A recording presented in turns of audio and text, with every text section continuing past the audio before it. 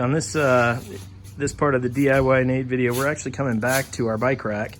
You can kind of see how these bikes sit, and they rest in there nicely. But what we're going to try and do is put a little brace in between each one of these so that we have something that holds the bikes up. All right, so you can see one of my daughters is going to pull this bike in there. She's going to show us what she deals with every day. And that's not good, right?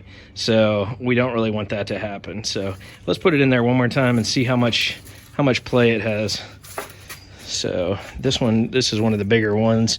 So it's got a lot of play in between. So if we put a brace there, you know, if we put a brace and the wheel is on one side, we could probably get away with one brace right here. Although it might just be enough just having a brace right there that it can lean up against. We'll kind of have to take a look and make a couple different renditions by that. So we're going to try and fix that today. The way we're going to do it, we're going to use some little 1-bys, and we're going to cut them at a beveled angle so that we can kind of wedge them in here. So what we're going to end up doing is we'll run a stringer kind of between the things. Looks like I'm looking at about 28 inches with the edge, maybe 27, 28 and a half, somewhere in there. So you can kind of see how that's going to come down here. So we're going to pop that in. It doesn't have to be pretty at this point, but those little wedges should keep the kids from their bikes falling over on each other. Turn this guy down to 45, and then we're ready to roll with them. And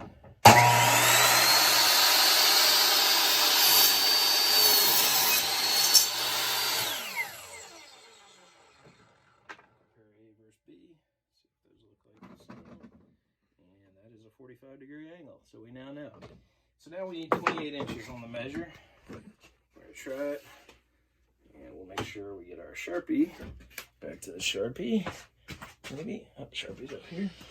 DIYNate needs to spend a little DIY time in his workshop getting it back to normal. So we got a 28 side of things.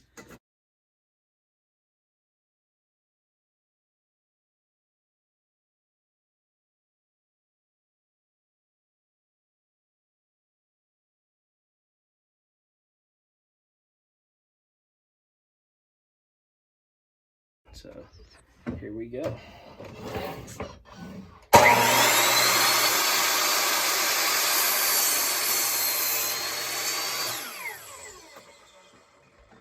have our first brace. That should work nicely, right?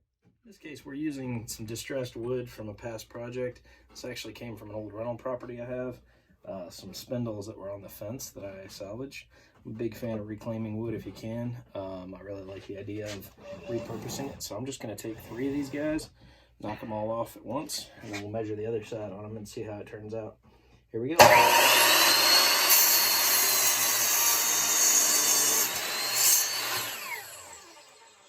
part of the reason I want to take off the ends, they already had holes in them.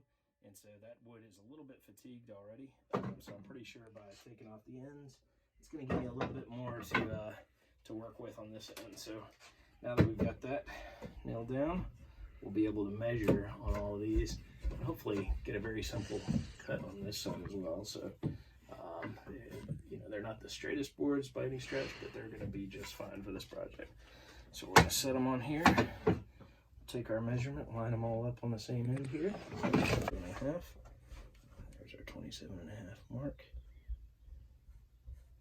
A little bit of eyeballing going on here. That's okay. And we'll come back on the top side.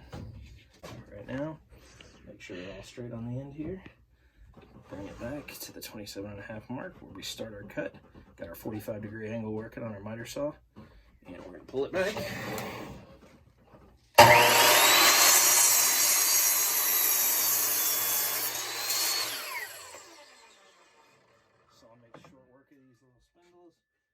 Project is ready to commence.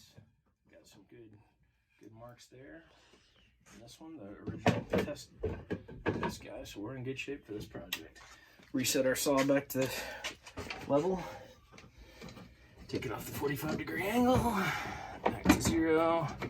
Clean up your mess while you're working. Good idea, good practice on the pleasure side. And that's a good move too. And we're ready to go work on the rest of our project. All right, so as you can see here, we've lined up these braces to make a pretty nice little, you know, station there. So the trick here is going to be There's a little bit of overhang. I didn't quite measure good enough. So what I'm gonna do, I'm actually gonna trim just a shade off of the bottom of each of these. We're gonna go ahead and secure them to the top, and then you'll see what I'm talking about in just a second. We'll secure it to the top, and on the bottom, I'm gonna hit the circ saw and just trim off the little overhang edges there. So hopefully that'll make this project go nice and easy. So we'll do that in just a second here.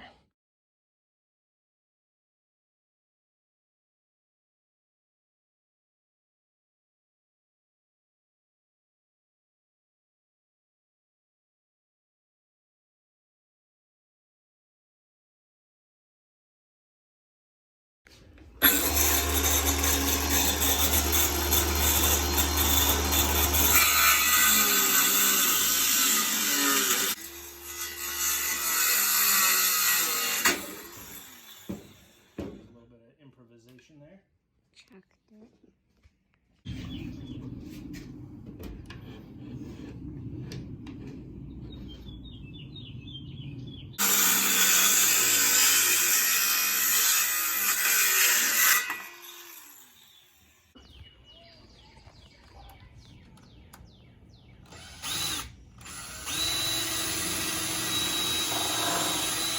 I told my camera girl it's important we do pilot holes so we don't split the wood if we can help it.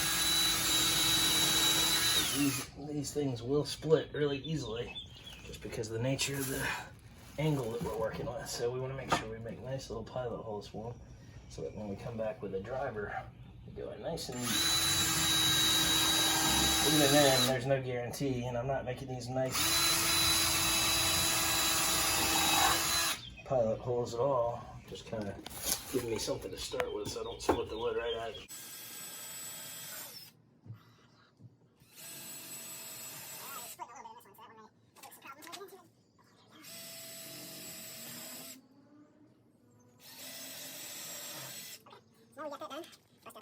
I'll take this first one. I'm going to start at the top on these guys just to make sure we get those in.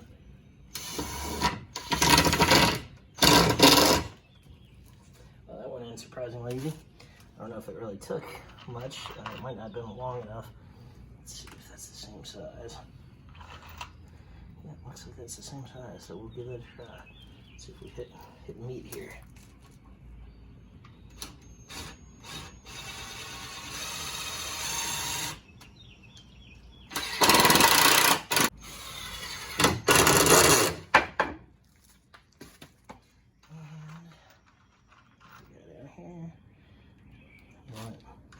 This little guy on the end, we're going to go with a slightly larger screw just to make sure we get them in there good.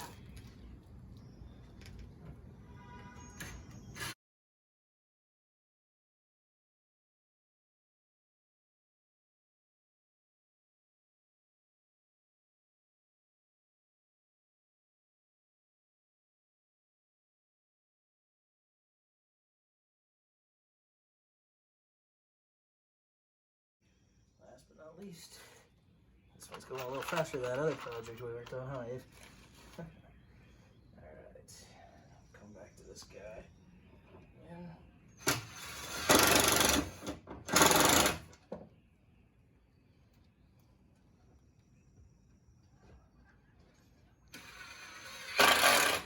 alright, so I think our bike rack is now ready to try it out. Alright, here we go. We're going to try and put it in there. Go ahead. We saw it fall over earlier. Let's see how it does now. Leave it. What do you think? Better? Thumbs up, huh? Sweet. You want to put a couple more bikes in there and see how they do? Avery's bike goes in.